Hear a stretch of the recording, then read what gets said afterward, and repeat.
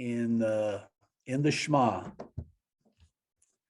Shema Israel, Adonai Eloheinu, Adonai Echad, Baruch Shem Kevod, Machuto, Leolam Vaed. Hear, O Israel, the Lord our God, the Lord is one.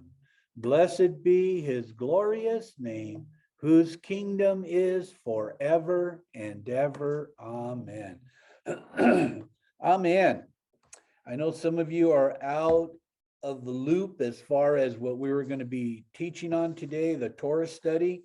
We're going to just divert away from the Torah portions, and then we'll get right back on track next week. But the reason is when we were off for 3 consecutive weeks, there were 3 portions in there that we did not do. And last week, Pastor Bruce went back and it picked up one of them.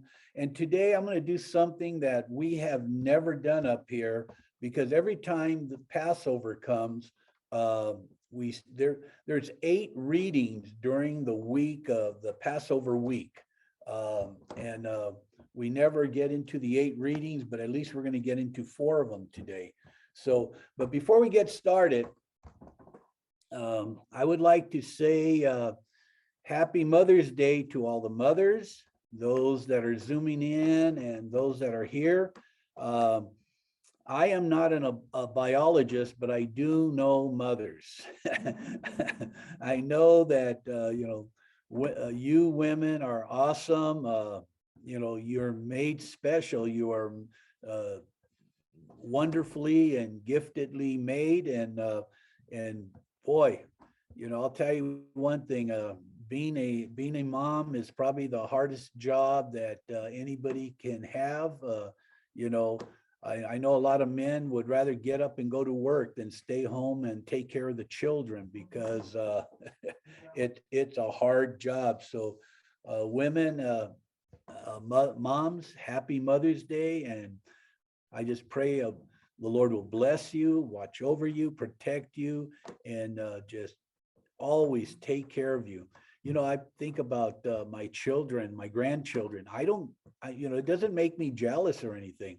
But I'll tell you one thing, when my grandchildren need advice or prayer and like that, the first person they call is grandma. Because grandma, I'll tell you one thing, there's a lot of times, I'll just, I'll speak with the kids, and I'll tell them that, you need to do it this way, or you need to do it that way. But I give them something very basic. Not grandma. Grandma will tell them, oh, I'll pray for you. Let's pray. And she goes on and on and on. And now I know why my grandkids and my kids, they call mom. So you women are just so special. It's only one day. It should be more, but happy Mother's Day to all you moms. Thank you. Amen. So during the festival of Passover, there are special readings that follow Passover and are read during the 7 days of the Feast of Unleavened Bread. The regular Torah reading cycle is suspended for the holiday week of Unleavened Bread. And every year we skip these special readings, these special Torah portions, because of the Seder, and then we just move right along into the next portion when we meet back again. Well, today we're going to go over 4 of these portions. We could discuss them. Only problem I have here is I don't have Peggy here with me, so I've got an empty computer over there. Could you? Sure. Okay, Kathleen will sit over there. So if you have a comment, you can make a comment. We'll unmute you, and then you could jump right in. But But today's Torah study, the four portions, if I sent the notes out, so if you have your notes, on top there, it tells you the four portions, and they are Exodus 12, 21 to 51, Leviticus 22, 26 to 23, 44, Exodus 13, 17 through 15, 26, Deuteronomy 14, 22 to 16, 17. These are written, and usually these are read, and usually one is read on day one, and then day two, and then day 7 and day 8. But let's begin with Exodus 12, 21 to 12:51. I think some of the reasons why we don't cover all these, because eventually this Torah portion will be covered during the course of the year, but it's nice to recap sometimes. So, oh, it says 2 people are waiting. You got them? Okay. Okay, in the Torah reading, Exodus 12, 21 to 51, Moses instructs the elders of Israel in all of the laws of the Passover. Okay, and that's your first fill-in Roman numeral 1, Exodus 12, 21 to 51, instructions for the first Passover. You know what I didn't do? I didn't bring me a pen. So if one of you have a pen. Okay. Thank you, Kathleen. Hello, Bonnie.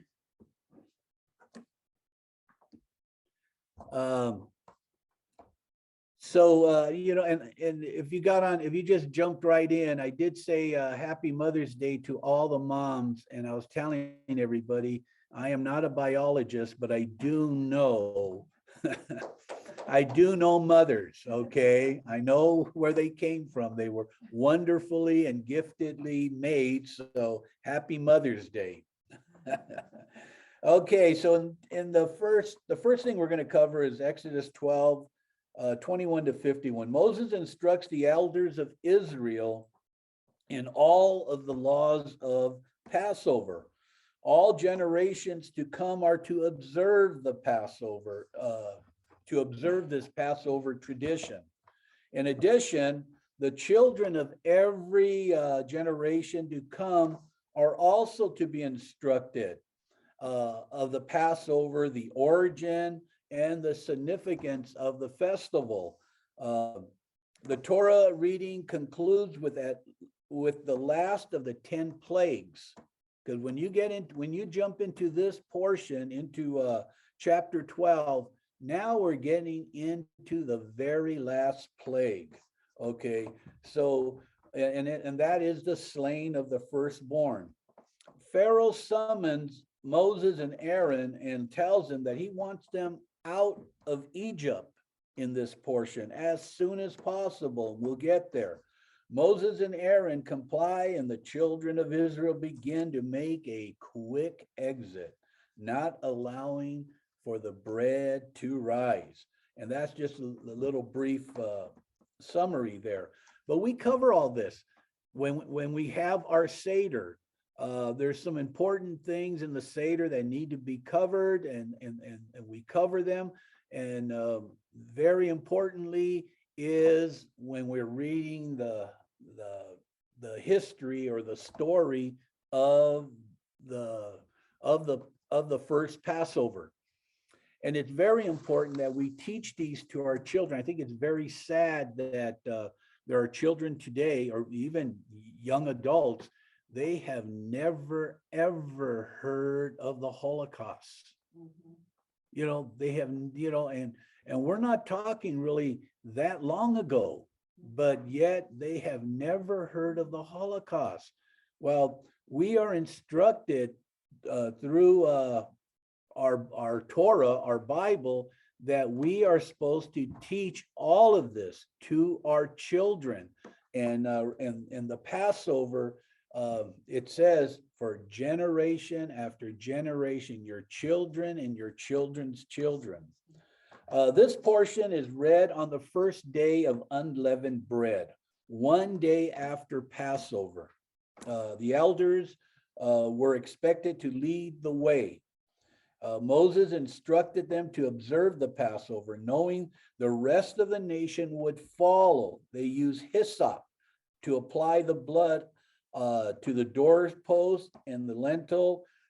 And then in Leviticus 14:6, the ceremony for cleansing of a leopard used hyssop to apply blood. In Numbers 19:6, if you want to write that down, hyssop was used to make the ashes of a red heifer for water purification.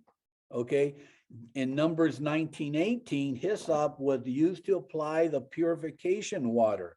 Hyssop was even connected with Yeshua on the cross.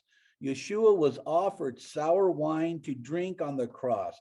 The sponge soaked with it was put in a bunch of hyssop. If you ask me, what is hyssop? I think a lot of you, especially a lot of you gardeners out there, you probably already know what hyssop is, as it's an herb. And in ancient times, or in Middle Eastern times, this was used also on the outside of the body to help with the bruising.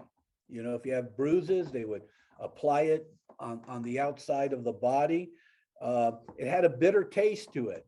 So that's why now, you know, when they put it up to Yeshua's mouth, you know, it's like he didn't want it. It's the, you know, it was very bitter. So you know, and then it says, when he sees the blood, the Lord will pass over. The Lord looked for blood. The blood sacrifice was the basis for sparing people from being killed at the first Passover. Rescued from the angel of death didn't happen by a prayer or fasting or good works. It was accomplished by a life given on behalf of others at Passover, and then again at the cross. So it's very important, because I know a lot of times I know the prayer, and it's very good. You know, Lord, do what you have to do, but be gentle.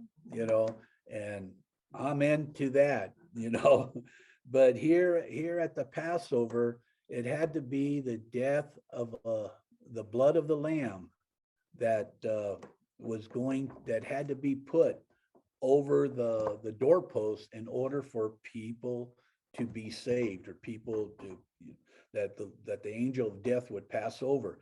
Same thing on the cross. Yeshua, you know, he was our Passover lamb. So now let's move on. In verses 24-27, the deliverance of Passover was not only for them, but also for the children and generations to follow. This is where we read it. Turn in your Bibles to Exodus chapter 12.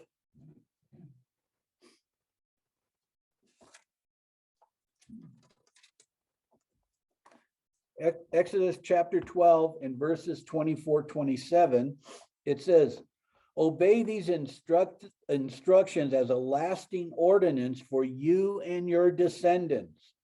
When you enter the land the Lord will give you as he promised, observe this ceremony. And when your children ask you, what does this ceremony mean to you? Then tell them, it is the Passover sacrifice to the Lord, who passed over the houses of the Israelites in Egypt and spared our homes when he struck down the Egyptians. So here it is. It's an everlasting command, and for generation after generation. I don't know, was there any greater work of redemption in Torah than Passover? You know, if you consider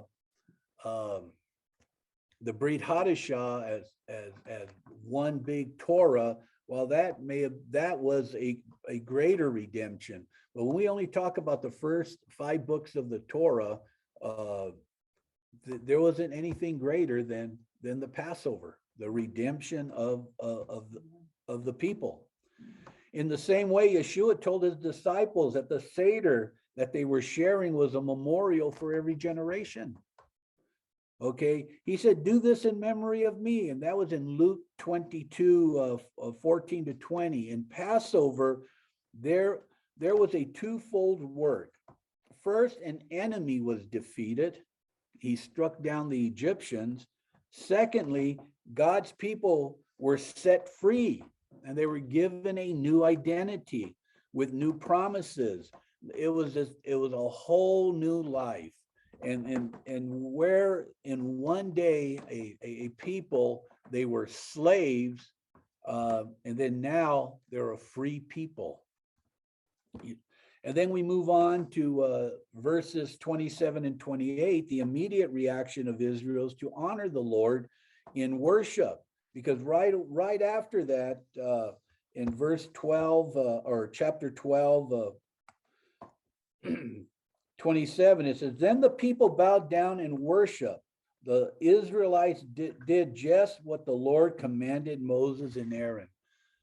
I don't know how long that lasted.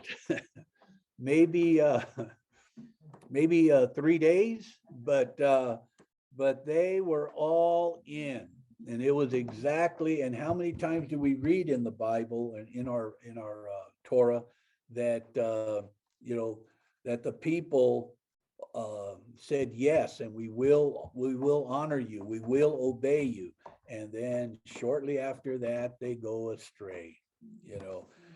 It says, then the children of Israel went away and did so. In many ways, this may have been one of the statements there that is very profound here in chapter 12, because that's what the Lord wants to hear. That yes, Lord, we will obey you, and that's exactly what the people were doing at that time. So it's very important. But as great as God's deliverance was, the people would have never received it if they failed to do what God told them to do. Because God said, obey my words, and they obeyed him. I don't know about you, but have you ever wondered, if any Israelites suffered under the judgment of the firstborn because they did not believe and obey? It depends who you listen to, or even by today's standard, we would think that yes, there was probably some Israelites who didn't obey, and they were struck down. That isn't what the Torah says. The Torah said that everybody obeyed, every Israelite. But you wonder if there were any Egyptians that were spared judgment because they did believe and obey. Did that include? Go ahead, Maria. When it says every Israelite, the mixed multitude was not included, Yes, they are included. even though they're not Israelites. Well, They're now Israelites. Well, because one thing we'll read in there too is the fact that it says that even in the prisons, the firstborn in the prisons, they suffered the fate of death because the blood wasn't put over the. But so what that one thing you'll find out, yes, there were Israelites and yes, there were Egyptians, but there were other people in the land. They weren't only Egyptians and Israelites. There weren't only two people at that time.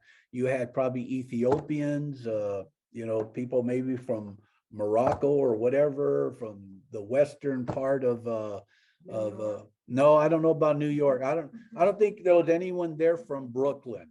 Okay. Not yet. But that's only a guess.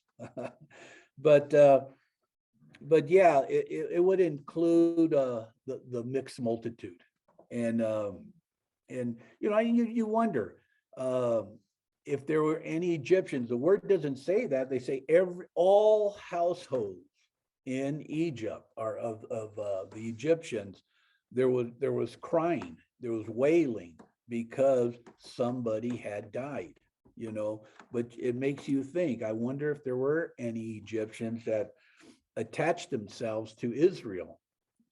Okay, and then it goes on and it says, now the situation unfolded just as God said it would.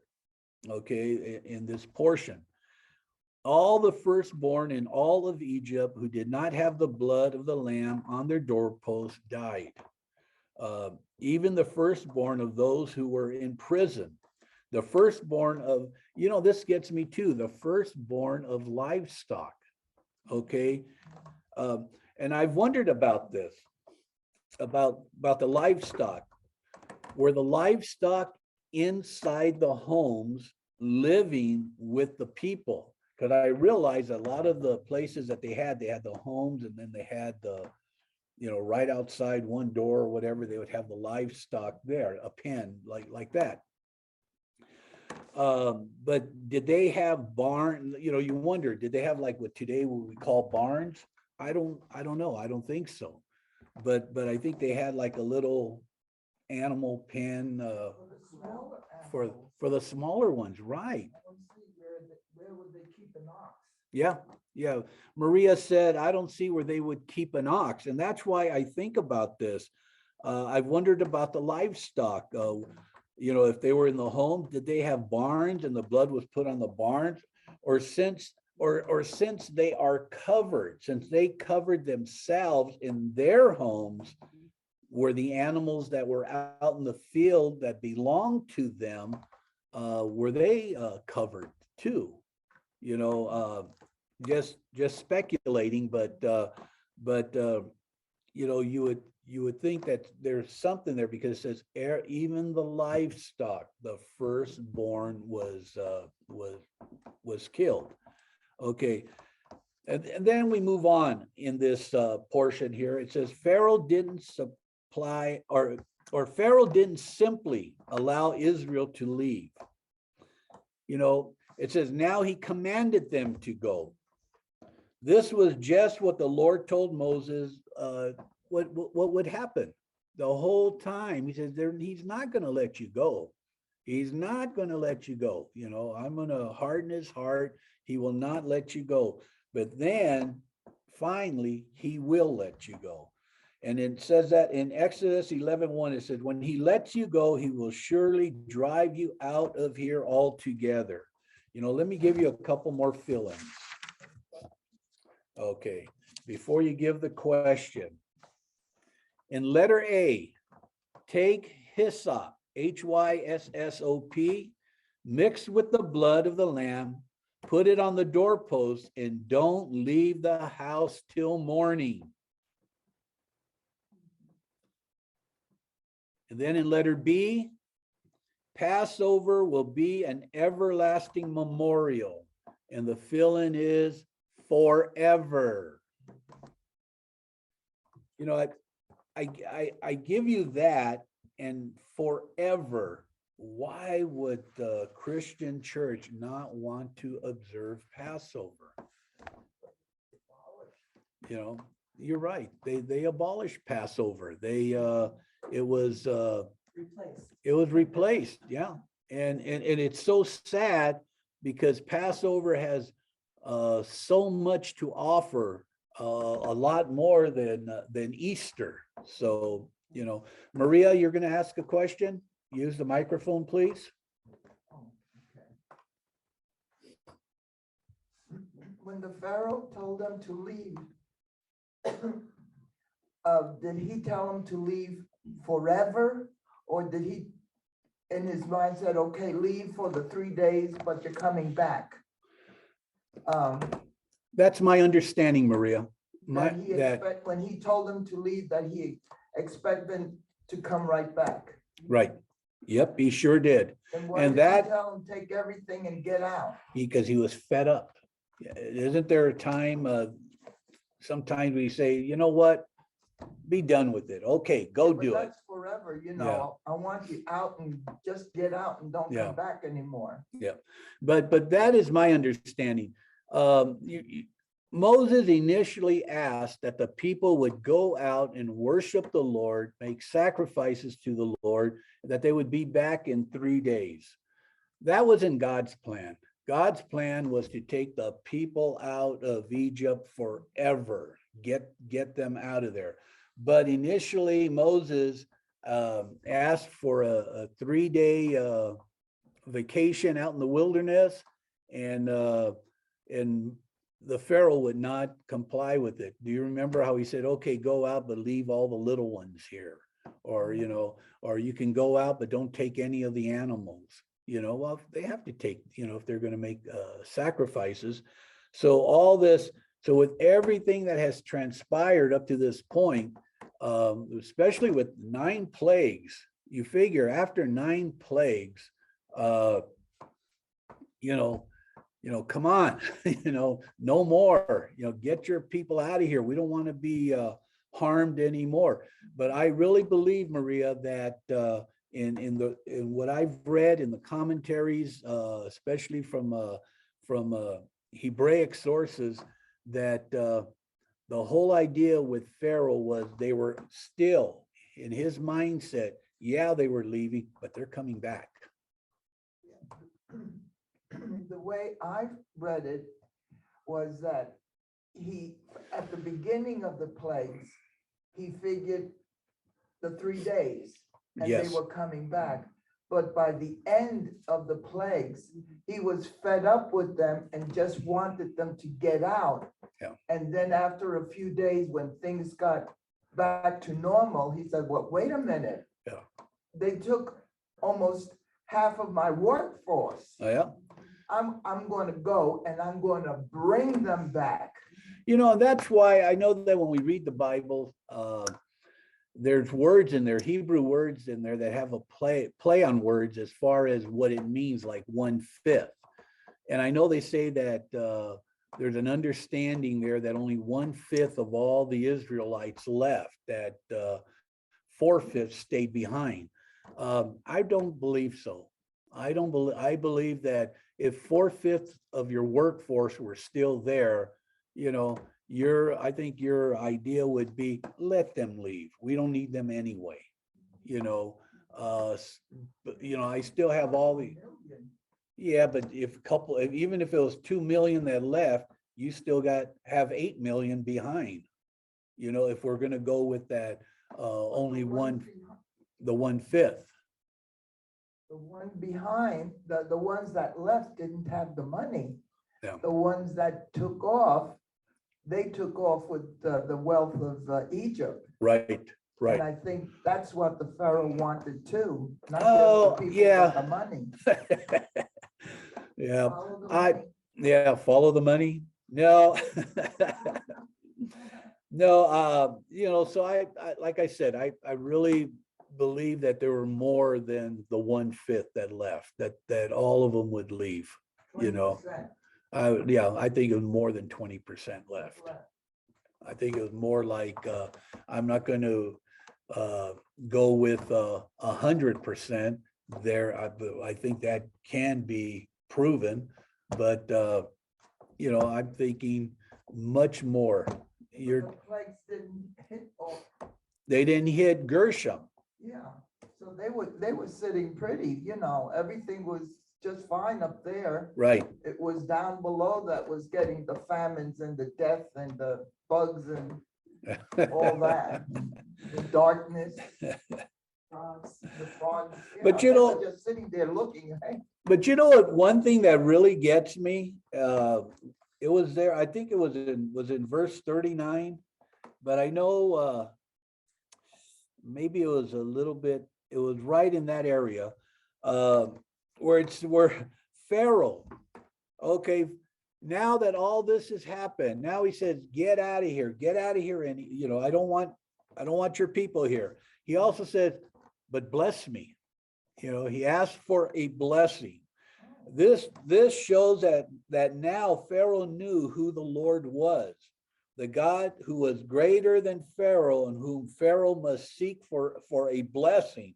Pharaoh only came to this knowledge through being broken. He was a broken man at this time.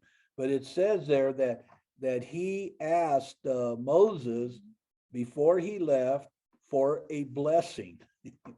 So Bonnie asks why. I think Bonnie asked why, and it would be because he knew that the God of Abraham, Isaac, and Jacob was greater than any of the hundreds of gods Egypt had ever had. You know, later on in the Brit Hadashah, Bonnie, there's also the same thing that happened in Greece, where they had the unknown God. You know, well, it was Paul who had to come in there and tell them, we know who this unknown God is. This is, you know, this. That's verse 32 that you're talking. Oh, verse 32. Okay. Yeah, if you look in verse 32, he says, take your flocks and herds as you have said, and go and also bless me. Because there was something there with Moses. When Moses spoke, things happened. Pharaoh would speak, and Moses, the God of the Israelites, would devour anything that Pharaoh would ever even speak of. So he finally realized that you know, Moses's God, or the Israelites' God is the God over all, and he wanted a blessing. Later on, I think he probably backtracked on that, but at this point, it's odd where it's even written there that the Pharaoh asked for a blessing. Well, you know what? That's probably not unusual. You've got a lot of. You don't think he meant it? Maria doesn't think that he meant it. Well, well, but then look at today. Look at these idiots that are running California, and they still claim to be. I remember one time, I think it was Pelosi said, you know, we're religious too. You know, give me a break. You know, yeah. It's just like what's happening now. You know, in Los Angeles, Pastor Bruce shared about that Dave Chappelle, what happened there. And you know what it is the judge says there's not enough evidence to go after this guy for a felony. You know, there's different forms of felony. Felony just isn't murder, you know. Yeah. But the whole thing is, with all the evidence they have, could they have thrown him in jail and locked him up for a long period of time? Absolutely. You know, but I'll tell you one thing. Wait, hold on. This is just my little 2 cents. I know it. No, what it is. No, I just want to throw this in. I think what they should do on the 10 freeway and any other freeway that leads into Los Angeles, they should have a sign there before you pass that boundary that says you are now entering into a toxic zone, that be careful, it can affect you, you know, your life depends on it, you know, turn around if I were you, you know, because it has really gotten so bad that when you get a judge where a person comes right up to somebody with a knife or a gun or whatever, and then they say that there's not enough evidence, give me a break. Go ahead, Maria. I remember the time when they shot at Ronald Reagan. Yeah. And they just jumped on the guy and he went to jail. Yeah. And Yep. there was no, let's check, there's no evidence. He went straight to jail for a long time, and Yeah. he missed. Yeah. You know, I mean, imagine today, you know, something like that happening, you know, if they would have slapped his wrist. You're right. You're right. Yeah. Yeah. You missed. So, Nobody's hurt, yeah. So, no foul. yeah. No harm, no foul. Yeah. You know, that's a basketball term. Okay. All right, you guys. in letter C, I put down the Egyptians paid the Israelites to leave.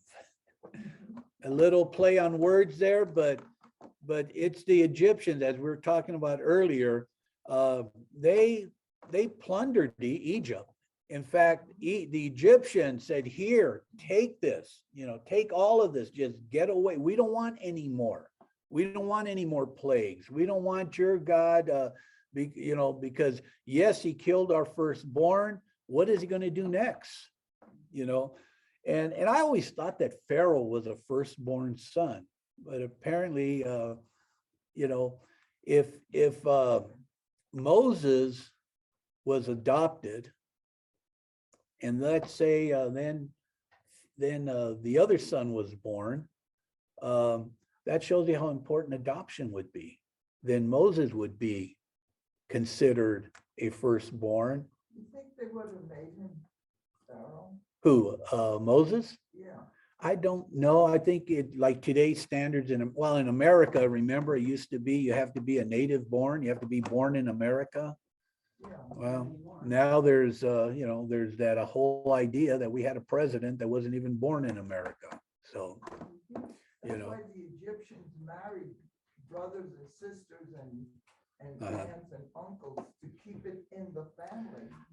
So Maria says that's why in Egypt they married families and brothers and sisters and to keep everything in the family. You see, I thought they only did that in Kentucky. Only in the Adirondacks, that's all. Okay. Cousin, that's all. Okay. But like I said, it's odd how in 32 where it says that Pharaoh asked for a blessing. The Egyptians urged the people that they might send them out of the land in haste. And it says they plundered the Egyptians. The Egyptian people, come on in, Nancy. The Egyptian people also agreed that the Israelites must go, to the extent that they essentially, as I was saying, they paid the Israelites to leave. Therefore, the children of Israel left in a hurry, so quickly that there was no time to let the bread rise. This is why they had to eat unleavened bread as the Lord had commanded. Now, we're reading all this, and all this is read during the Feast of Unleavened Bread. And they call it the Passover week, and that's that's acceptable, calling it the Passover week. But you need to understand that Passover is only one day. Okay, the Feast of Unleavened Bread is a 7-day period. Yes, at Passover we only eat unleavened bread, but when we start, for instance, when we start counting the Omer, you don't start counting the Omer on the evening of Passover. You start counting it the next day, the first day of unleavened bread, because that is a Shabbat. That is a high Shabbat.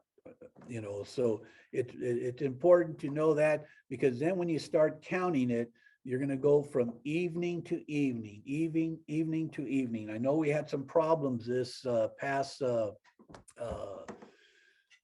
Passover or Feast of Unleavened Bread. When were we supposed to stop eating unleavened bread? Okay, it stopped. You're right. It stopped on Friday, but Friday starts in the evening and it goes until the next evening.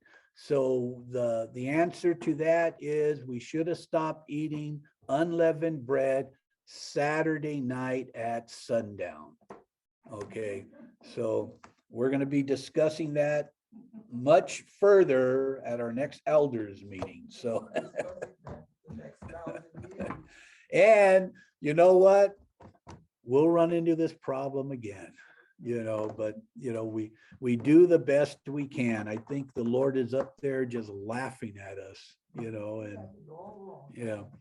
Well, when we go to be with him in the millennial reign, we're going to get it done right. Well, he's gonna Yeah, tell us. yeah, oh, absolutely. Okay, so let's move on. We can imagine that some of the Israelites did not follow God's instructions to get all the leaven out.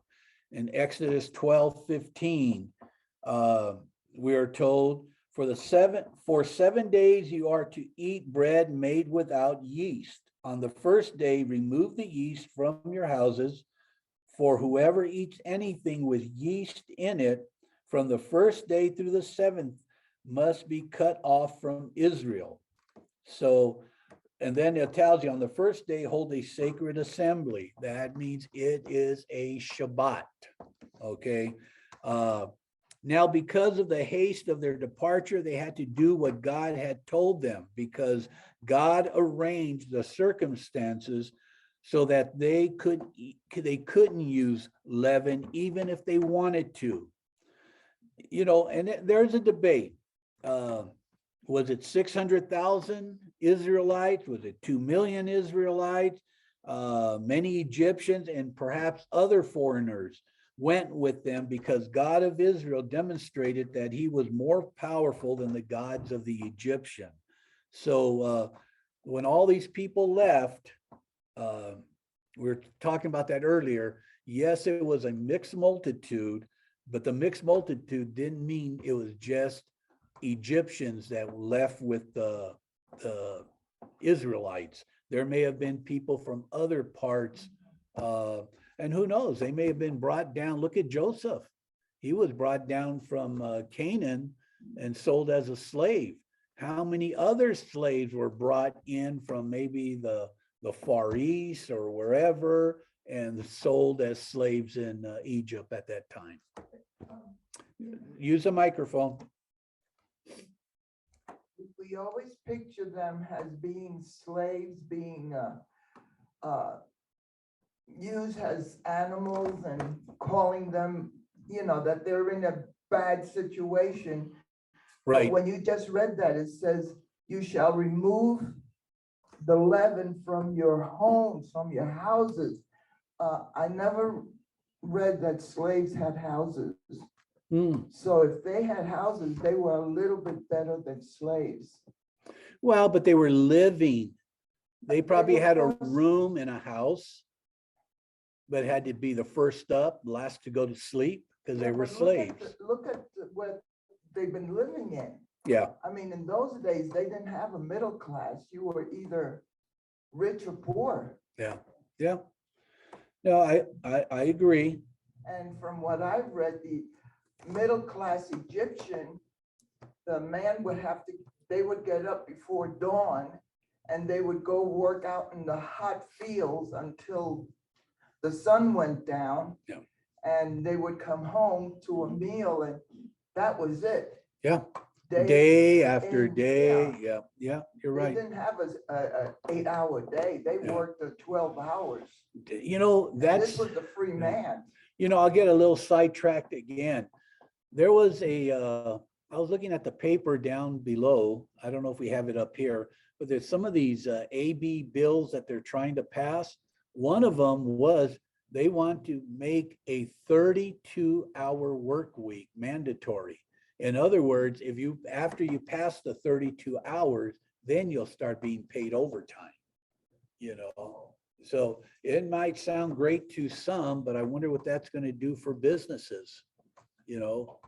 It's, but like you said, back here with the slaves, I think they probably had an 80-hour work week. But okay, let's move on. In letter D, the fill-in is mixed multitude. In letter D, a mixed multitude left Egypt. And then in letter E, Pharaoh is the fill-in. Pharaoh asked for a blessing.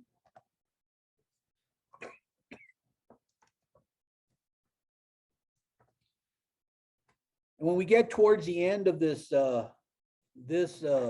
chapter, the Exodus from Egypt began on the same calendar day, and it says the 430th anniversary of Israel's time in Egypt. It's hard, there's a lot of understanding that they were there for 200 and some odd years, not 430, but it does say in 210. Yeah, I think we've covered it in some of the parashahs. Yeah. Oh, yeah, that's right. He did say that. He did say that. But here it does say,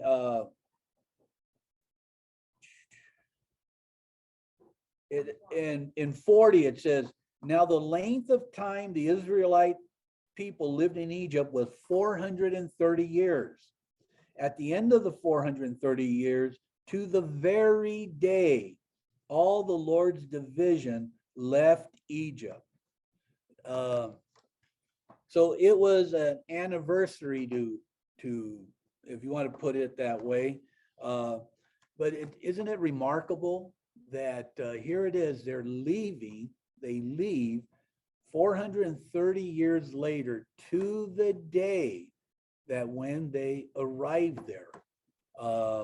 So unbeknownst to them, 430 years earlier, that was going to be the day of the Passover, the Passover lamb, or the Passover of the people, and here it is 430 years later. It is a night of solemn observance to the Lord for bringing them out of the land of Egypt, we are told. God intended this event to be as a memorial of his redemptive work for Israel. And year after year after year, I think it's wonderful because I heard any of you who know Fabian, young man that comes up here on the mountain, he attended a Seder with a family, a Jewish family. And he was the youngest one there. He's probably about 24 now, 25, something like that. So he's a young man, but he attended a Seder. He was the youngest person there. So he had to read the 4 questions, but he had to read them in Hebrew. And he said, boy, was I stretched. He said, Pastor Vince, I was stretched. I said, but now you're a pro. I said, so next year when we have a Seder here at the church, you need to be here so you could ask them in Hebrew. He said, no, don't put them on the spot. That was difficult enough.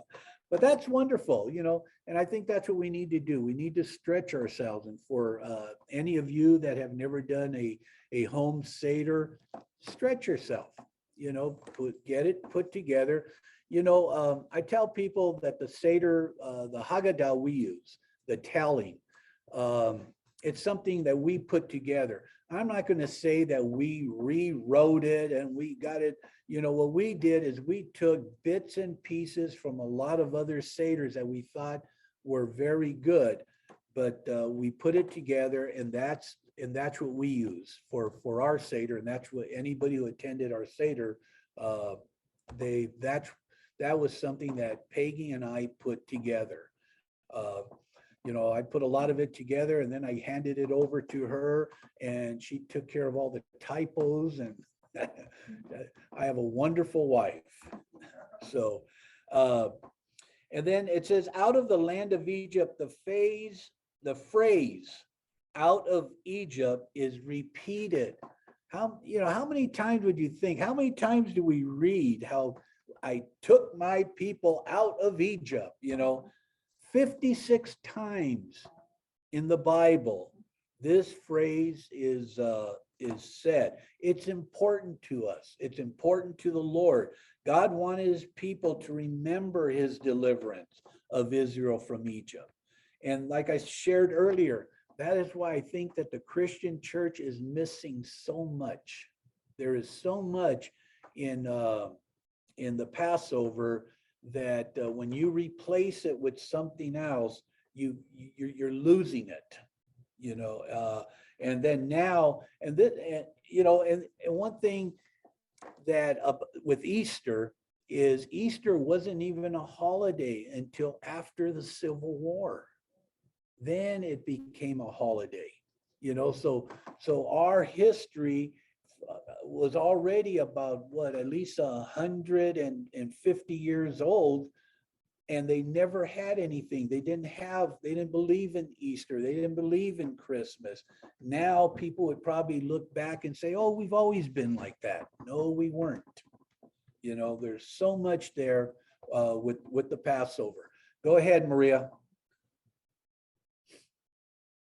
With Moses being there in the Egyptian palace, and before Moses, Abraham, when they took his wife and he Right. interacted with the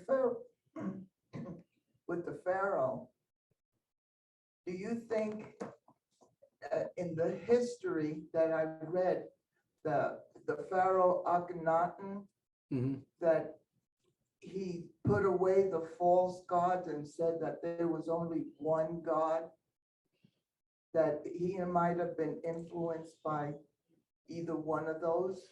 No, I don't believe that, 'Cause Maria. he was around Around that a time. little bit after Right. Moses. Right. I don't think so, Maria. And the reason is Egyptian influence would have too much on him. That I don't think that he would, in private, I don't know, but in amongst the people, they wanted their sun god. They wanted the god of the water. They wanted the god of the winds, and they wanted the multiple small g gods. And that's what he did. Yeah. He put away all the gods and said there was only one God, and he was the sun, and he set up a new capital and a new temple for the one true God, that there was no other gods. But you're talking about sun god, S-U-N? Well, the sun god, I think he still kept, I guess he didn't know. He knew that there was only one true God, and he was the sun. And all the other gods were false. Yeah. And he moved the capital from where he was to another place, to Manon. I can't remember the name. Yeah. But he built a whole city, and he built a temple to the one, and he called it the one true God. Oh, okay. I didn't read that, so thank you for sharing that. He was married to Nefertiti, his sister. And you were at the wedding? No, he didn't invite me. I wasn't invited. Okay, everyone. To share in the Passover, we are told that we have to make ourselves part of the people of Israel. We have to, when we share in the Passover, we are told that we need to put ourselves into the Passover physically, that, we're slaves and we're going to be freed and enjoy it like that, just like the very first Passover. And I don't know if there was a whole lot of enjoyment because, imagine the very first Passover, putting the blood on the doorposts and everything, and then just waiting and waiting. No, you can't go out, not that the kids are going to go out and play anyway, but it's dark out there. But the fact that, well, it's dark out there, and I say that because I know that when Passover comes, we always have a full moon. And that was one thing that the Passion got right. When the movie starts, it starts with a full moon, and there's a lot of people that they just missed that. And the Passion, the movie, The Passion, they missed that. And I said, well, in fact, the first thing I told Peggy, I said, oh my gosh, they got it right. She said, what do you mean they got it right? I said, it's a full moon. I said, at the middle of the month, at the middle of the Hebrew months, it's always a full moon. I said, and and she goes, you're the only one that notices that. And I said, well, I mean, yeah, I noticed that, but, when something like in the very first Passover, there's probably still light outside. You could still look outside the window, if they had windows, but you could look out and, you could probably see things, but then they had to stay inside. They were instructed, stay inside until morning. So when they're sitting there, okay, we had this festive meal or this big meal, what next? I don't know. I remember when I used to work, we used to play dominoes. So I don't know. I know it wasn't, Hanukkah hadn't come around yet. And so like, I don't know if they had dreidels or, but Passover was commemorated on a family level. Each household celebrated it. Nor shall you break one of the bones. That's another statement it says here in this parashah. I really believe that this was really a prophetic statement going forward to Yeshua, the ultimate Passover lamb, who had not one bone broken even in his crucifixion. And that, you'll read that if you want to write it down, Psalm 22:17 and John 19:31 to 36. I mean, it's very important that when we read scripture that, especially when it talks about going all the way back, and it's like, oh my gosh, and that's unusual. In a crucifixion, you break bones. Okay, bones are broken, but not one bone was broken with Yeshua. Go ahead, Maria. Crucifixion, it took so long for them to die that the Romans would just break their legs, because in this way they couldn't push themselves up to breathe. Right. Well, also, but remember too, they put nails in his feet and on his hands. Now, granted, you have to hit it just right, or the wrist, yeah, but you have to do it just right for it to miss the bone. And it did. Okay, so because one little to the left or to the right, well, you're going to break a bone and it's going to go right through it. So go ahead, Leanne. Oh, the verses.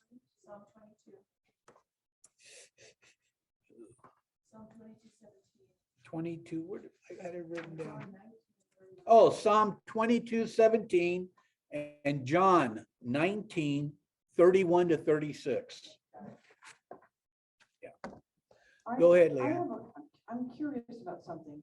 It's extraordinary. One of the many prophecies about none of his bones were broken.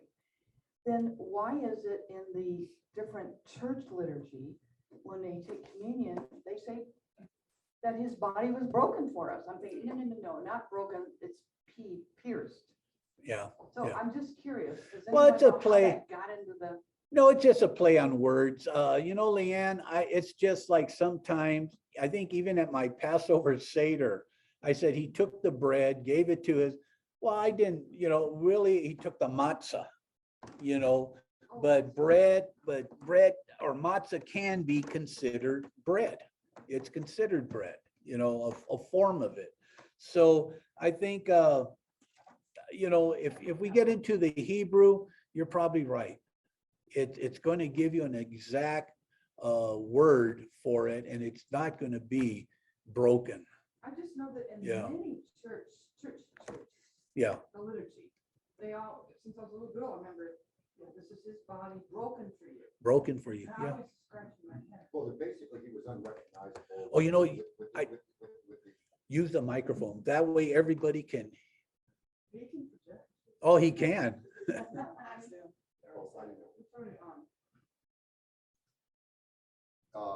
When Yeshua was beat up, his body was literally destroyed. Yeah. He was whipped. The skin on his back and probably his arms and his legs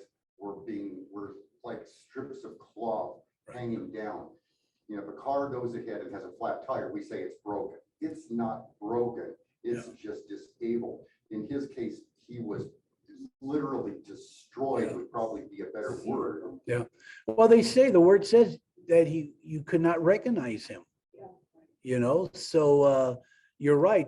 To be unrecognizable, how much of a beating would you have to take? And he took that beating for us, you know, willingly, you know. Oh, but okay.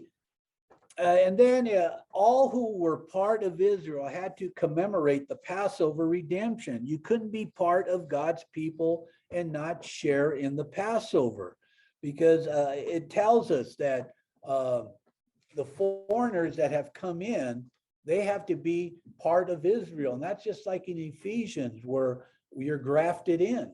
You know, grafted in isn't a New Testament or a Brit Hadashah statement. It's something that's been around for a long time.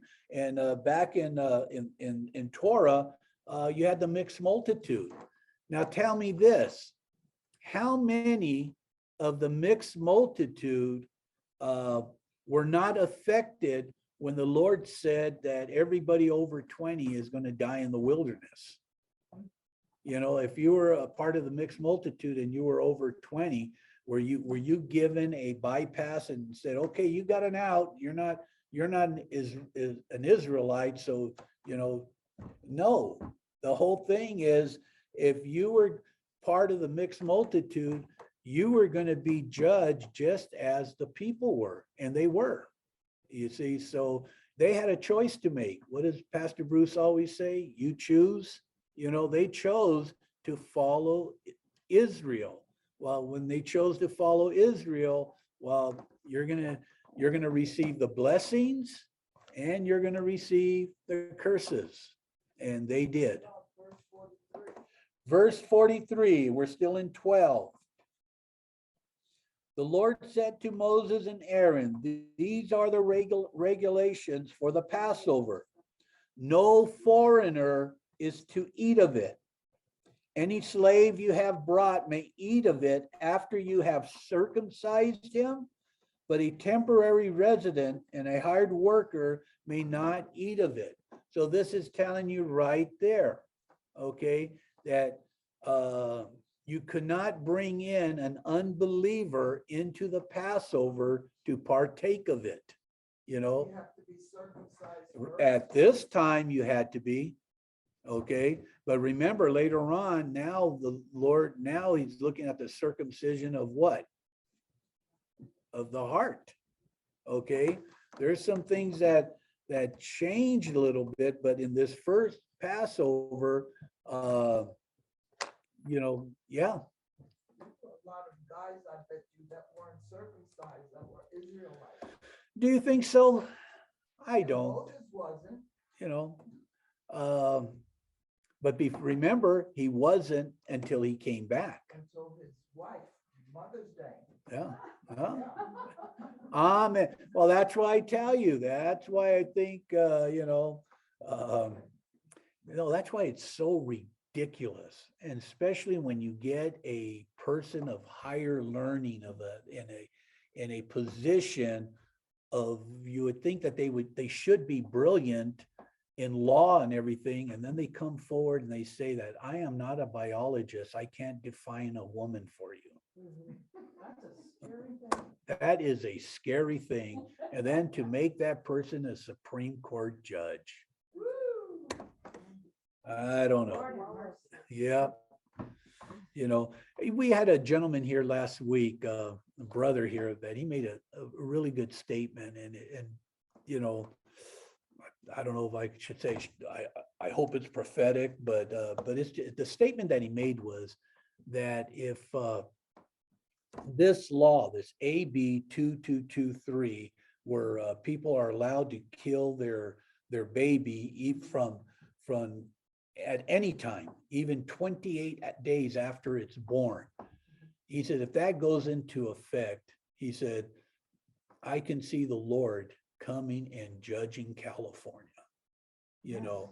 And I thought, you know what? I can see it too. And I've always said, right now, we have never, I don't know about you, but I know for me, I have never really been told via dream by a prophet or by just in prayer, pack up and leave, but when stuff like this happens, I don't know. I wonder if the Lord is going to speak to all his people that are here, the light, because I tell people you need to pray for all the people that are still in California that are a light. We need all the prayers we can get, because if we weren't here, what light would this this state have? And that's why there's an election coming up in June. And I want to tell everybody out there that's zooming in and people that are here, if you live in San Bernardino, even Riverside County, but in San Bernardino County, there are two board of supervisors that their seats are up for election. And Sacramento is pumping thousands and thousands of dollars. Well, they're saying millions of dollars to get them out, because they want to turn San Bernardino and Riverside into liberal counties. They're like the last two counties. Yeah, they're the last of the Mohegans. They are still our supervisors in San Bernardino, we have 4 Republicans and 1 Democrat. They want to get those 2 seats and flip them so it could be 3-2. And now imagine if I'm sorry, I mean, if you're a registered Democrat, I'm sorry, it's ridiculous what the it's ridiculous what these Democrats have done to our beautiful state, so it's wickedness, unrighteousness. And go ahead, Maria. It's not the party of John F. Kennedy. That went away a long time ago. And that could be our fault, because as soon as California started to go down, the first thing the Christians did was to move out. Yeah. And leave California to the devil. And now look at where we're at. Yeah, that's why I say we are a light. We're not standing and fighting, we're running. People that are zooming in, they're the light. People that are here, you are the light. And we need all the prayers we can get to continue. But you need to tell your friends, and your friends need to tell their friends, please do not vote for any of these liberal Democratic candidates. And I'll tell you, it seems like every one of these Democratic candidates, even if they say they're a moderate, they are not moderate, because their ideals are so unrighteous. And, I better get off my soapbox. Okay, go ahead. And there's a lot of people out there that claim to be quote unquote Republicans when they're nothing more than they're liberals who take on that thing to fill a position, to get elected, to take it over. It's history has shown that's the Christians that have caused the demise of the country. And it's not that they directly cause it, but when the government said, we'll come in and help you do education, we'll come in and help you with the hospitals, we'll come and help you with this, and this. Right. Every single time the Christian said, okay, that sounds fine. God gave us the responsibility to run the hospitals, to care for the orphans, to care for the poor, to go ahead and be involved with education. Right. Christians need to be on these boards of supervisors, on the board of education. One city, I don't remember where it was, they kicked off every single person off of the school board. They had special elections. They hired 5 conservatives because they did not want CRT and gay rights being propagated in their school system. Right.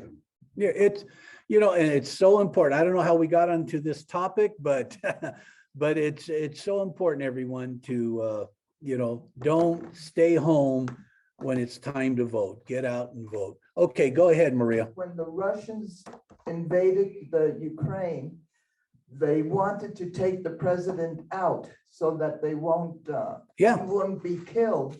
And he said, no, he would not leave. The Russians will Right. not see his back. They'll see his face. Yeah. And he's staying and he's fighting. And you know, he's Jewish. Yeah, yeah. But you know that he's a liberal Jew. I don't care, he's Jewish. And Yeah. he's fighting back. So, yeah, And yeah. we're running. but I think maybe he might have a change there. I hope he does. But let's get back to the Passover, everybody, because that's what these parashahs are all about.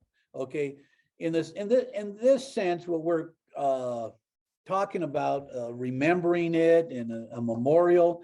Passover means all this and more to Christians. It should mean it in First Corinthians chapter 5, verses 7 and 8.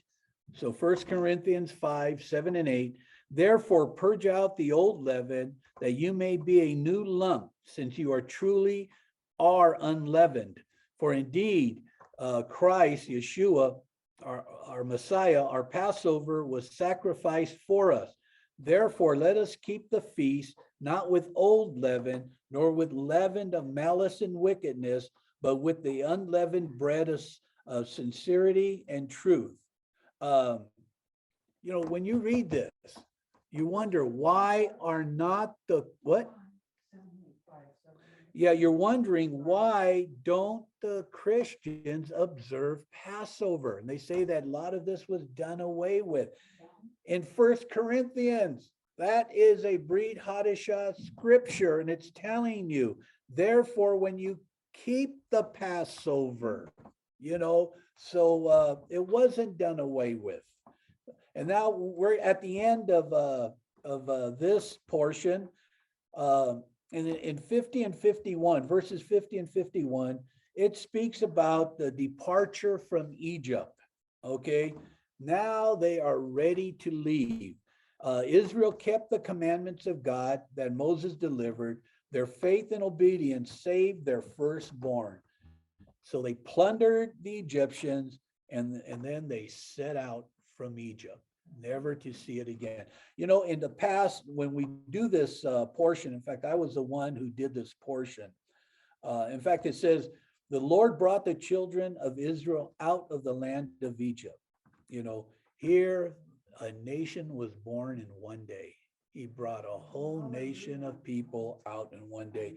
But when I've done this portion in the past, I tell people that when you picture Egypt and you picture the Sinai Peninsula, in the Christian concept, they went straight for what today is called the Red Sea, and that's where they cross. Well, in biblical times, when you go back, most scholars will tell you this. They'll tell you that the vast empire of Egypt, it did spread west in northern Africa, but it also spread east. The Sinai Peninsula was actually all part of Israel. If anything, you might want to refer to it like today when we refer to Puerto Rico as being like a territory, a territory of America. Okay. Well, the Sinai Peninsula, if anything, it was Egypt. I believe it was Egypt, just like many of the scholars do. But it was also maybe just a territory. So you cannot cross the Red Sea where they say it was, and then you're back in Egypt. Because remember, what we're told is they crossed it never to see the Egyptians again. Now it makes more sense that on the other side, on the eastern side of the Sinai Peninsula, right there, the Sea of Reeds is where they crossed over, because then when they crossed over, now they are in the land of Midian. And that is where Mount Sinai is, in the land of Midian. That they went all the way down south? They didn't go down south. They went all the way across, because just like there was a road, a major highway that took you straight up to Canaan, there was also a major highway that would take you east to get you over to the Middle East. Now, that is the road that Moses would have taken when he left Egypt after killing the Egyptian.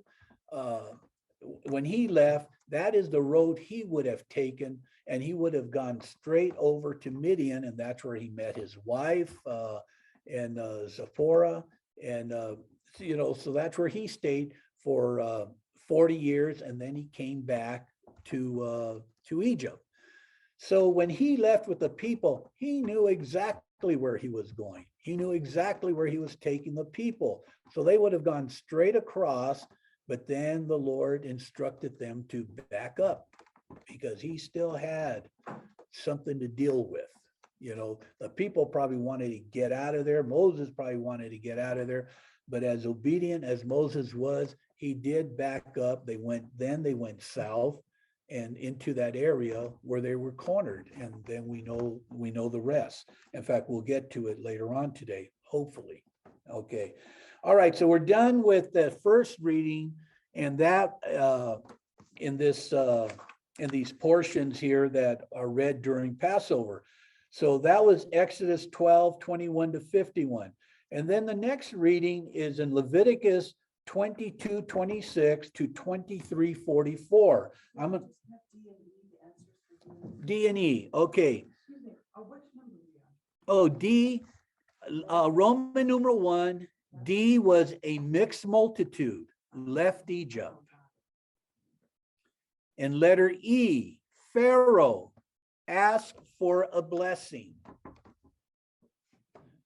Okay, now in Roman numeral 2, Leviticus 23, instructions for God's appointed times. Several issues are addressed in Leviticus chapter 23, including the feast of the Lord, the Sabbath, the Passover, and the offering of first fruits. It goes on to discuss other feasts and the making of amends with atonement. Okay, that's just a brief overview. So we're going to talk a little bit about the feast and the Sabbath. Leviticus chapter 23 begins with the establishment of holy times. The annual feast the thing about the annual feast, people come for the annual feast. People come for guest speakers. I like to see them come every Shabbat. However, God said, yeah, the feast, they're great, but they don't take priority over the Sabbath. Okay, all business must cease on the Sabbath. He established the Sabbath as a day of rest and a day of spiritual relief for us.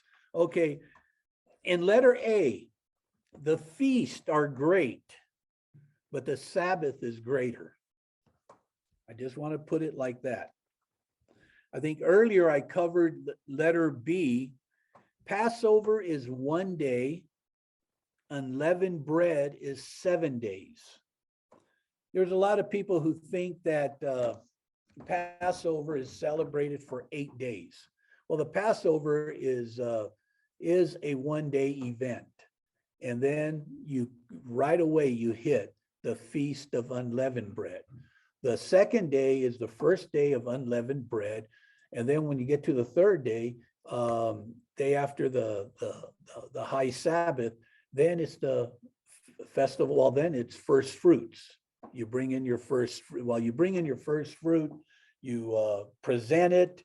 And then 50 days later, then you'll bring in what you'll bring in the bread. You bring in the finished product, so to speak. Okay, but right now we're going to talk about in Leviticus 23. It says, in addition to the Passover festival, Leviticus 23 discusses several other festivals appointed by God. The festival of unleavened bread, for one, was during the Passover. The people were to refrain from work on that day, and they were supposed to bring sacrifices to the Lord for 7 days. Okay, the festival first harvest was another God-appointed festival. It involved bringing God the first fruit of the harvest before using any of it for any other purpose. The festival of harvest was similar to that.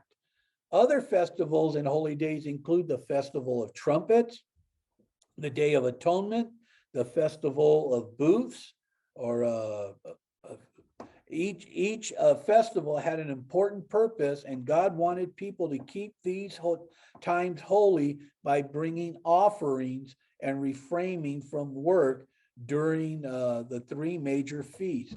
We are told not to come empty-handed. And that's one thing we read here. You know, it's not like, hey, we want your money. God doesn't need your money. It's something that if you're going to be obedient, you're going to do as he says. And what the Lord says is at his major feast, the Feast of Unleavened Bread, at Shavuot, and at the Feast of Sukkot, you are not to come empty-handed. You know, what we've done is and then you're not to bring a tithe to those feasts. You're supposed to bring whatever the Lord has put on your heart. Okay, so and that's between you and the Lord.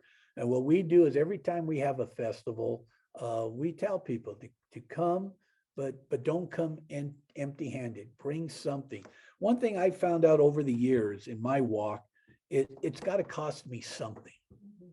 It's got to, you know, it can't be like our government where it's a freebie. You know, you'll own nothing, but you'll be happy. You know, it's got to cost you. You know, so it's good to bring something for the Lord at his appointed times.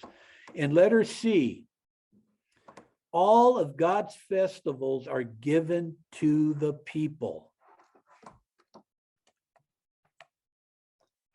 And then in number 1, right below it, is very important to know this. These are God's festivals, not the Jewish festivals. You don't know how many times I listen to speakers, and they'll be rabbis, and they're always saying that these are the Jewish festivals. These are, you know, taking credit, you know, and they are wrong. They are not the Jewish festivals. They are God's festivals.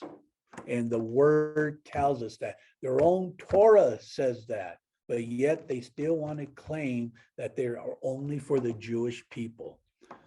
And then in letter D, they are a permanent statute throughout your generations.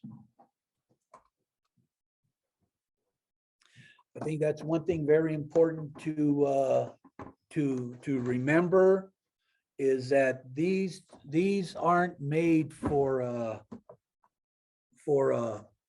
certain period of time. They were for all time.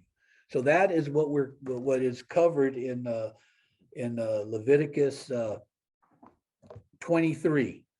Leviticus 23, it's got to be one of the, or if not, maybe the most prophetic chapter in all of the Torah, in all of the Bible. There is so much here. If you're going to live a life of Torah and not live and not obey what it says in 23, then you're not living a life of Torah, because it's so important that all of God's people understand that it's in Leviticus 23 that God's appointed times are brought out. And like I said earlier, you do not forsake the Sabbath. Sabbath is number 1, you know.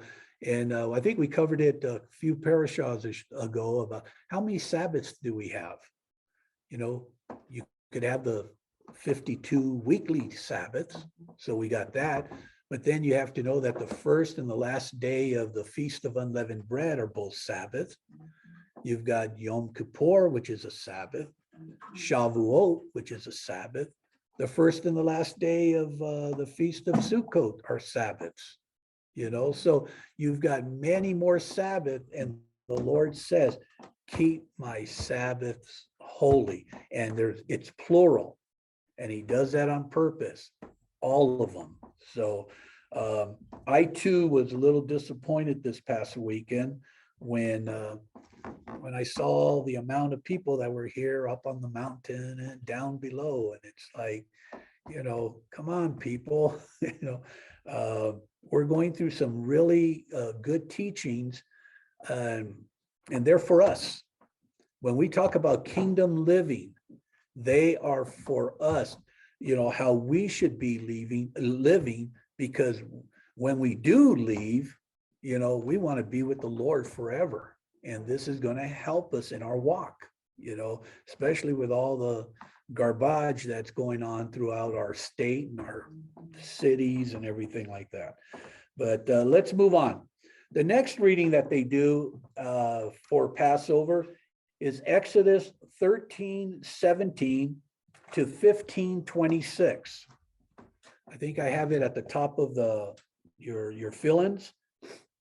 And this is usually done on the seventh day, this reading here.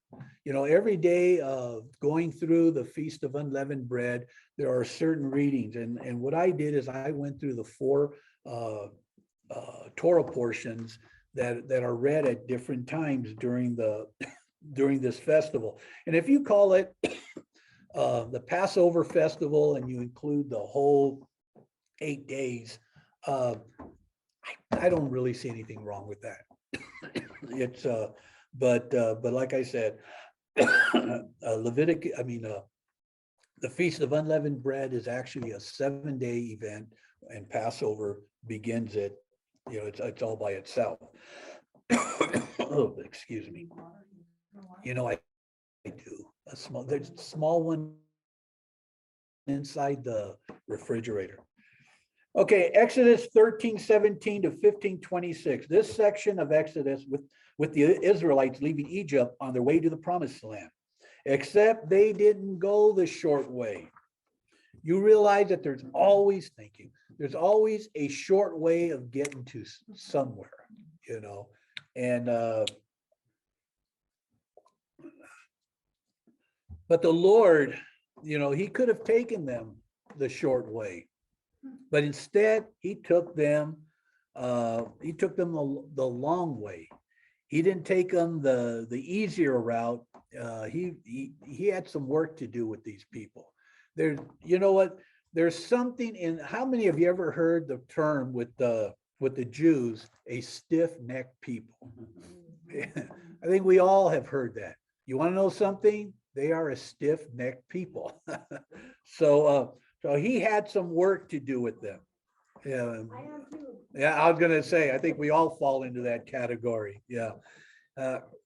And he did this because he knew that they would have gone to war, it says, with the Philistines. And Moses also took Joseph's in here too.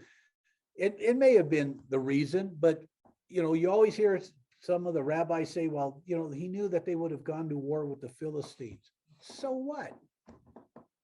God and one person is going to conquer 100,000 people. In other words, if you have the Lord on your side, who's going to defeat you? We knew the Egyptians couldn't. They didn't do it. So, but in other words, but he took. So when I hear that they went a different route because of they could have gone to war, that may be one of the understandings, but I don't buy that. I think it's more that this was a people in process, and he had some work to do with them. Okay, it says that they traveled from Sukkot. They left and they traveled to Sukkot, made camp in the wilderness and Etham. God appeared as a pillar of cloud to guide the Israelites during the day, and a pillar of fire during the night to lead the way and make sure their way was lighted the entire time. When you read this, the people are moving. They are moving during the daytime. They are moving at night.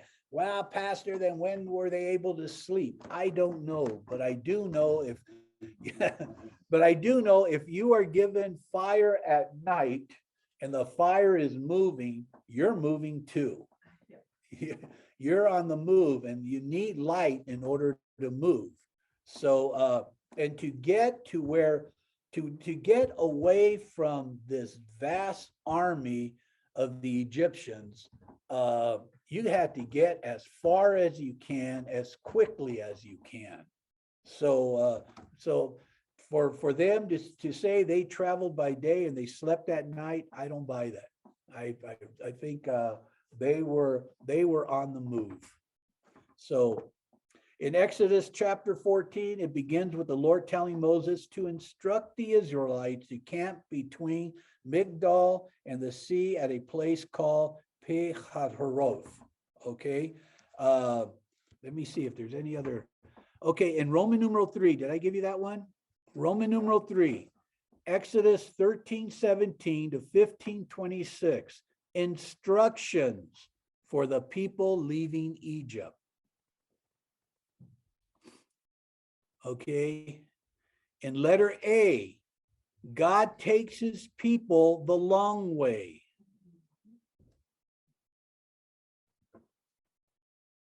In letter B, pillar of cloud by day, pillar of fire by night. So God told them that Pharaoh and his men will think that the people of Israel are lost, because what he did is, like I said, there is a known road that will lead from Egypt into the land of Canaan. There's also a known highway that will lead you from Egypt going east into the Middle East, into the, to Midian and the countries that are over there. So so when I read that he told them to turn back and that they went south, that is telling me that they were already at the border of Midian. They were already there. They're already getting. Now, would Pharaoh go after into Midian after them if they had gone that way? I would think so, because he had the greatest army of that time. It didn't matter who was in his way. He's going after these people and trying to bring them back. We talked about this earlier, about, did Pharaoh think that people were only going away for 3 days, or that they were going away forever? Pharaoh was under the impression that Moses was only going to take the people into the wilderness for 3 days. So he went out, he went after them. Okay, but let's move on. So God told them that Pharaoh and his men will think that the people of Israel are lost, and he would once again harden his heart. Pharaoh wanted to find the Israelites after they left Egypt. He thought it was a mistake to let them go in the first place because he needed the slave labor. Pharaoh ordered 600 of his best chariots so he and his men could pursue the Israelites. So, and you say, well, how did he know which way to go? And we talked about that in an earlier parashah, that if this was part of Egypt, which I believe that the Sinai Peninsula was, he probably had outposts, along the road. And yeah, he did. And they would, and how did they send messages back in those days? You guys remember? Fire, a smoke, kind of like, yeah, and they say that's what they did at Rosh Chodesh. At Rosh Chodesh, to let everybody know that it's the first day of the month, then it would be announced, and then the towns that are distance away, they would do like smoke, and they would know that, oh, it's Rosh Chodesh, and then they would in turn do a fire for the cities even further out. So for them to know that where they were at, Pharaoh knew which way to go. Okay. Not only that, There's a million. Not only that, there's 1.5 million people. It's not exactly hard to miss a million. You people. got it. You got it. Yeah, it's not like, a handful of people walking out and, covering their tracks. You don't cover the tracks of a couple million people. So when the people of Israel saw Pharaoh and his men approaching, they cried out to Moses. They asked, why did he bring them out into the desert to die? The people told him that they should have stayed in Egypt to serve Pharaoh because it was far better than dying in the desert. So here it is. The people, we said this earlier, yes, we'll obey you, Lord. How long did that last? This was only about 3 days later. So that's how long it lasted. However, Moses told them not to fear. He said that God would deliver them and they would never see the Egyptians again. He told them to stand still and believe in the Lord their God. The Lord told Moses to tell the Israelites to keep pressing towards the Sea of Reeds, or the Red Sea. There's a lot of people, they don't like hearing the Red Sea because they know that in Torah, it's referred to as the Sea of Reeds. Once they reached the shoreline, then he would tell Moses to raise up his staff. And he said he would divide the sea so the Israelites could walk through on dry land. In letter C, this is probably one of our favorite sayings or verses from Torah, when he says, quit crying out to me and move forward. So the fill-ins are crying and forward. There's a time and place for prayer. And there's a time and place for, worship, but not now. Get these people moving. If I'm going to take care of your enemies, you got to do something yourself. Start moving. Yes, go ahead. Bonnie has a question. Okay, Bonnie, unmute yourself and ask the question or make a comment. Yeah, Vince, I don't know if anybody else has heard about this, but I read something a long time ago about them crossing the Sea of Reeds. And I saw a diagram where it showed that, they did go through the water, the mikvah, on dry land, but the part of the Sea of Reeds that the Lord led them through was the most shallow part. I mean, the water was still high, but I saw on a diagram that the part that he led them through was the shallowest part of the Sea of Reeds. And of course, when they crossed over, the water came back on over the Egyptians. I was just wondering if anybody else had either read or heard something like that. Yeah, I think many of us have, and I know I have too. And looking at the map and looking at from outer space, they did do an aerial view of this area, and you could see a landmass, like a road. I watched something. Land, what would you call it? Bridge? It's like a land bridge under the water, but it's elevated higher than the rest of the sea floor. And you're right. I remember seeing the pictures they had it from outer space going right down on that area. And you could still, the waters are clear. You could still see that area that they would have walked across. And that's a long area. It's not like, I don't know if any of you have ever been to Hollywood Studios and the water parts and you go right through it. It's only like about, 10 feet across or whatever. No, it wasn't 10 feet across. You're talking about at least a couple miles. Okay, a couple miles is the stretch that all these people had to get going. Now you know why the Lord told Moses, tell the people to stop crying out and get them moving.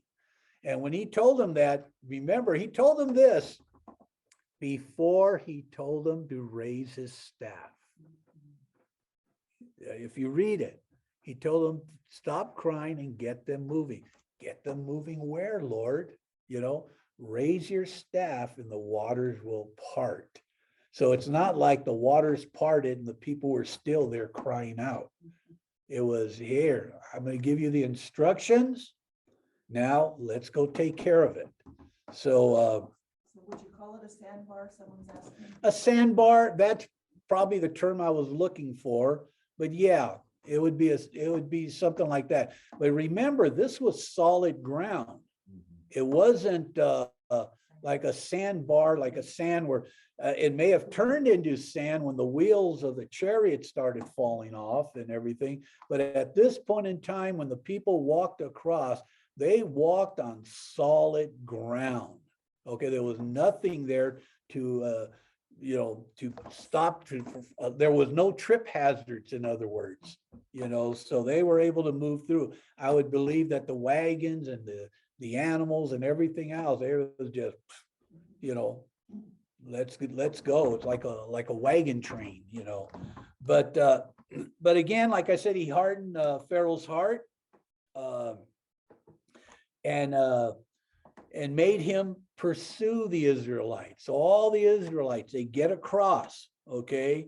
And one thing too is the angel. Remember, there was an angel that was leading them. Yeah, we had the cloud during the day, you had the fire at night, but you also had an angel that was leading them through. At this point in time, the angel was not the leader. He moved himself to the back. Yeah, and he took care of them. He took care of the Israelites, giving them total darkness. And I liked what Rico was saying too, that the darkness is, it's such a darkness that they couldn't even see the hand right there in front of their face. So they didn't move, but they were going to wait for that chance, because they knew after darkness, you are going to have light. And that's when they were going to go after them. Go ahead, Pastor Bruce. Yeah, the word for darkness, there's the word hosek, and it's like a black hole. Light can't even escape it. So it's that dark. Yeah. Pitch, yeah. It's even beyond pitch black. Yes. Hosek literally infers that you can actually feel the darkness. Oh, wow. So, and that's what a That's black it. hole is a gravitational pull that sucks all light into it. Mhm. See what I'm saying? And it's amazing, with that type of darkness, how you could have that type of darkness, but then you take one step out of that darkness and you have total light. So there was darkness going this way, total light going this way. As they would say today, it was a God thing, so the Lord was taking care of his people. Okay, the angel, like I said, had been traveling in front of the people, now moved to the back. Pharaoh and his men followed the Israelites. When the light finally came, whoa, there it is. Okay, guys, let's go get them.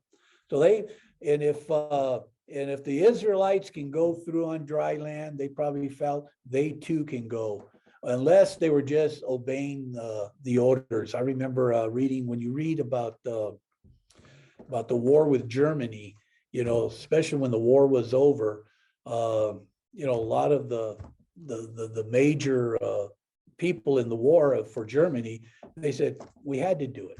This is what we were told to do. You couldn't go against against Hitler. When your general or whatever said do it, you go and you do it. So something like this, they're saying, well, why did all these Israelites go after him, knowing all this that has already had happened?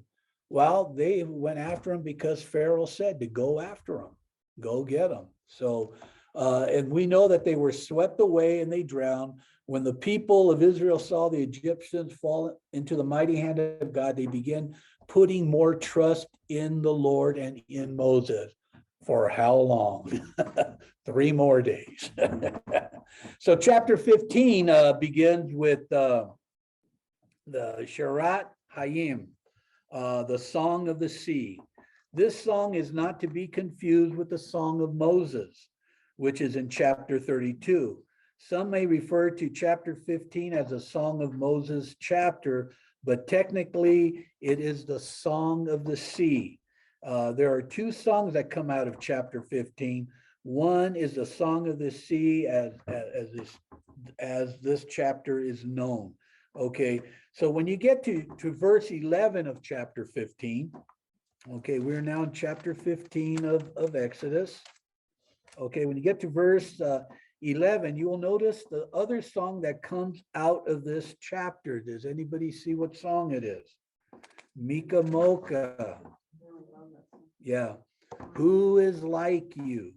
Mika Mocha is part of the liturgy that is for the Torah portion of Beshalach.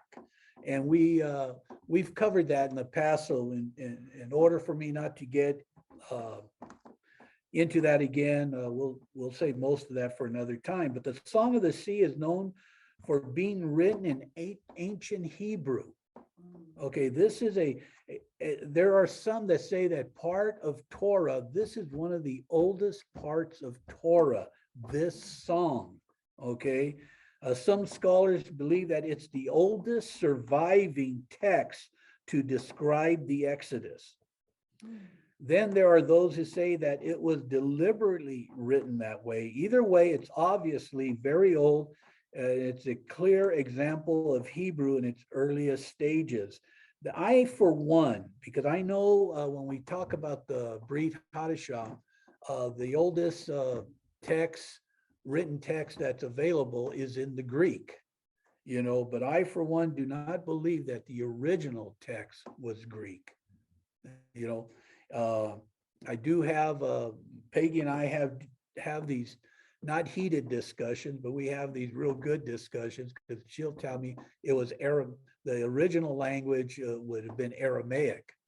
I think the original language of all that was written is Hebrew. These men were, well, even, I don't know if it was Paleo Hebrew, but I do know that the Hebrew, it was written in a Hebrew text. And where is it now? Who knows? Maybe in some vault in Rome, hidden away, because they try to take everything that was Jewish out of it as much as they can anyway, or Hebrew, I should say. So going on in verses 1 to 10 is a celebration of God's victory over Egypt and the Egyptians. We're talking about the Song of the Sea here. In verses 11-13 is clear that other deities cannot compare with the one true God. Verses 14 to 16 tells of how the exodus from Egypt was a strong effect on the other nations. Verses 17-18 of God's continuing reign and is prophetic in that God will reign forever and ever. Go ahead, Maria. Did the Pharaoh die? I believe he did. He didn't in 10 Commandments. Well, yeah, I know it. You know what? And I'm a Yul Brenner fan, so. Yeah. That's why he didn't die. Usually the generals and the kings, they stand up on a hill and watch their army go. Yes. Very, very few of them lead them in battle, Yeah. but maybe he was angry enough to do it. Yeah. It Well, doesn't say. and you're right, but I'll tell you one thing, they don't say that about Patton. It says with Patton, he was right there with his men. Oh, And yeah, they that's, say a lot, yeah, and that's why they respected him. They didn't like him, but Oh, they didn't like him, but that's another Hitler feared him. Torah portion. Okay, after Miriam's song, we get to verse 22 and 27, which tells of the Israelites' journey to Sinai. Having spent all their lives in Egypt, the Israelites were not prepared for the hardships of life in the barren wilderness regions. Their happy days of their joyous feelings of faith and their and they confidently showed while singing their song of victory at the Red Sea, it didn't last long. Just after 3 days of traveling, they traveled and became thirsty. And they discovered that the only water available to them was undrinkable. The Israelites, they complained bitterly. Wah, wah, wah. Yeah. It says in verses 26 and 27, there he made for them a statute and regulation, and there he tested them. And he said, if you will listen carefully to the voice of the Lord your God and do what is right in his sight, and listen to his commandments and keep all his statutes, I will put none of the diseases on you which I gave to, or which I put on the Egyptians. For I, the Lord, am your healer. Then they came to Elim, where there were 12 springs of water and 70 date palms, and they camped there besides the water. Okay, so in letter D, the greatest army in the world at that time is destroyed. And that was, at that time, that was the greatest army. Earlier, we talked about that the rest of all the other nations, they heard about this. And why not? This, all these other nations, they probably could only dream of, oh, I wish we had an army that we can go up against Pharaoh and defeat him. And, but there was no, and then here, these Israelites that were once slaves, they defeated this vast Egyptian army. So, and they plundered them. Okay, now in the last reading during this time, in Roman numeral 4, Deuteronomy 14:22 to 16:17, instructions on tithing. God blesses the people who obey him. If you noticed, every one of them that I put there, it was always instructions, instructions, instructions. And that's what we're given during the time of Passover. When you're reading this, the Lord is giving us our instructions. That's why Passover is so crucial in our walk with the Lord. I can't believe all the years that when I was a Christian and I never even understood Passover. Passover was this thing that was, some other people do that. We don't do that. We look for eggs and put them in a basket, and And we're more advanced. yeah, yeah, we're better off, But when we get into Deuteronomy 14:22 to 16:17, we'll hit a little bit of that, I hope.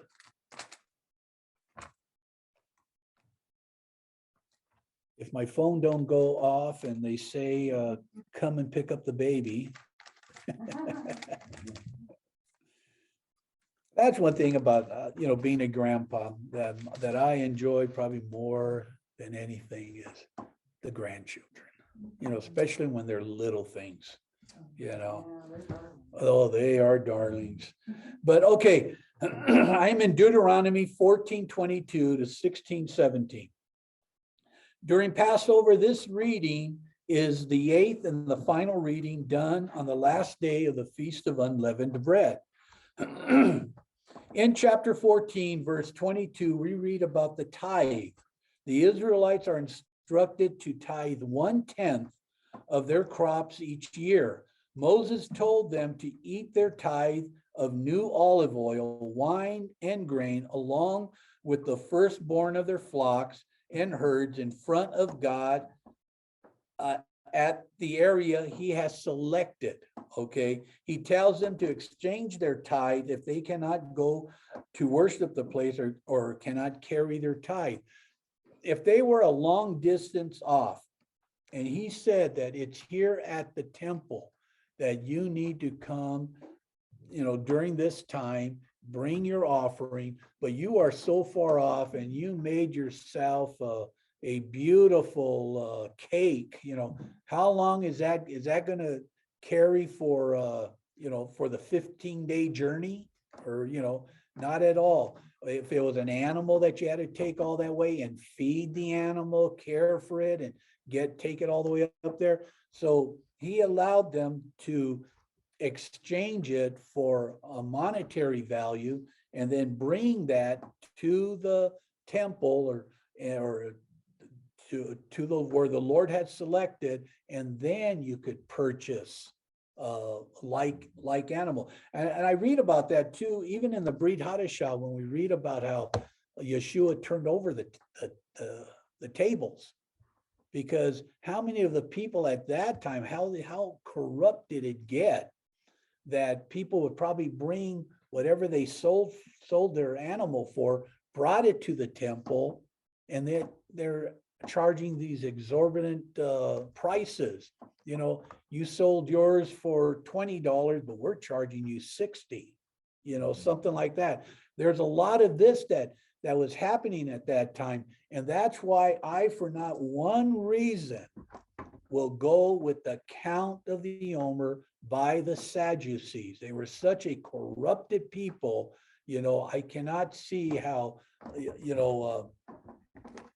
we would want to go with a people that was just, they didn't believe in angelic beings. They didn't believe in resurrection.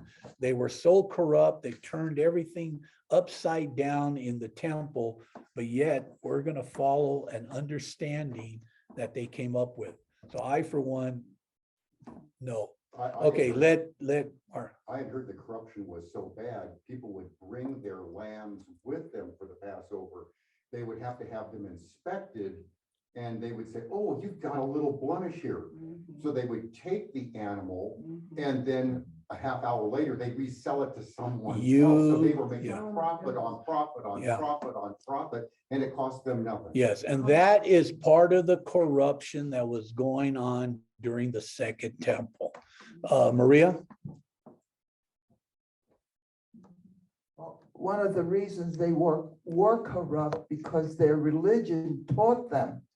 The religion taught them that you get your happiness now, your money now, because there's no hereafter. Yeah. So they figure we live hard and good now because there's nothing to look forward to. And that is the understanding of the Sadducees. You're right. You put it better than I did. But they are to replace their tithe with silver and take it to the place that God had selected. The silver was to be used to buy a tithe such as a cattle or wine, so the family will have something to eat in front of God and rejoice. Okay. Moses also in this portion tells them not to forget the Levites. They're not, because the Levites don't have an inheritance. Okay, so they are not to forget about them. So Moses also instructs them in this parashah that every 3 years they are to bring that year's tithe to their town and store it. This is to be done so the Levites and others that do not have an inheritance will be able to eat, and also so they can bless God themselves. Everyone would be able to bless the Lord. Okay, we're going to cover in letter A, debts are canceled every 7 years. In letter B, the people are to take care of the Levites.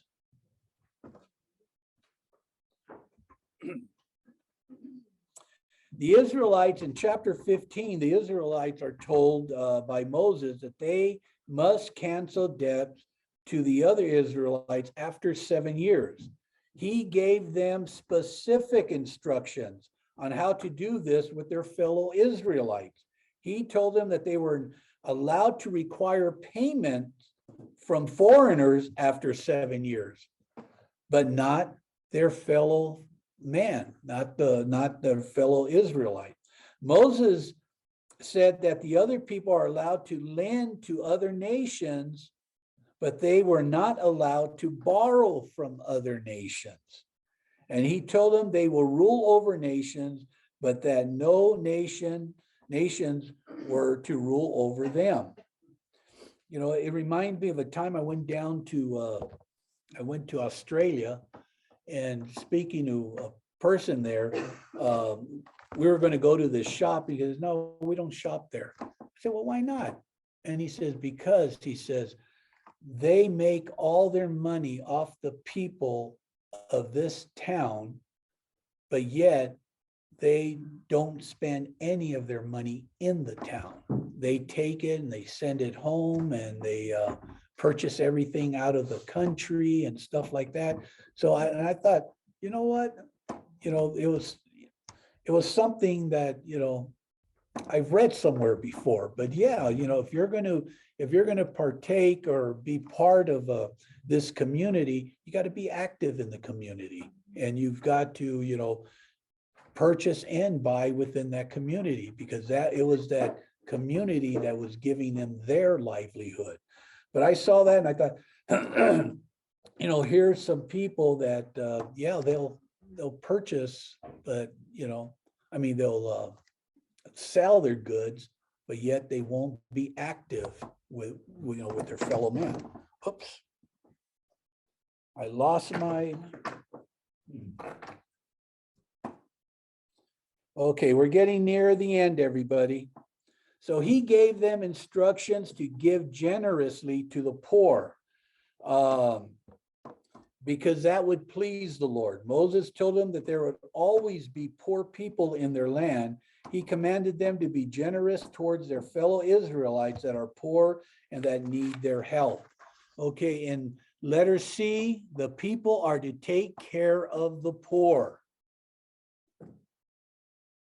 This isn't a job that the state or the country government, the people are told that, you know, take care of the poor within you or with you. Okay. When we get into Deuteronomy chapter 16, again, we start with the Passover, and the Israelites were commanded to observe the month of Aviv. Aviv or Aviv. You could spell it A-V-I-V or A-B-I-B. Okay, both are accepted. The other name for Aviv is Nisan, and that's the one that we usually see on the calendars. Okay, that it be the month of Nisan, but all of them are accepted. This was the time where they should celebrate the Passover. The Lord brought the people out of Egypt. And that is one of the constant reminders that we have in the Passover. In letter D, the Passover is celebrated in the month of Aviv.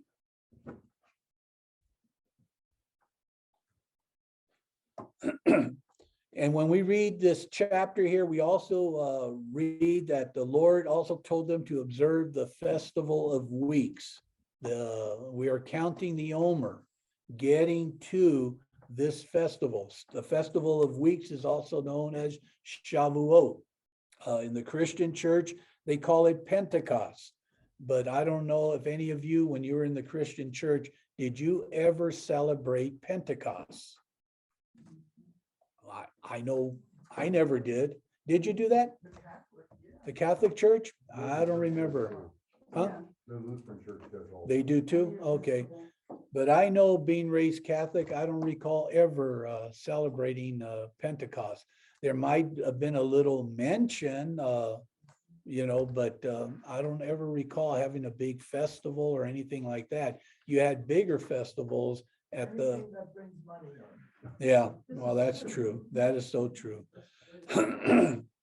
So these are the four Torah portions that are covered during the festival of Passover.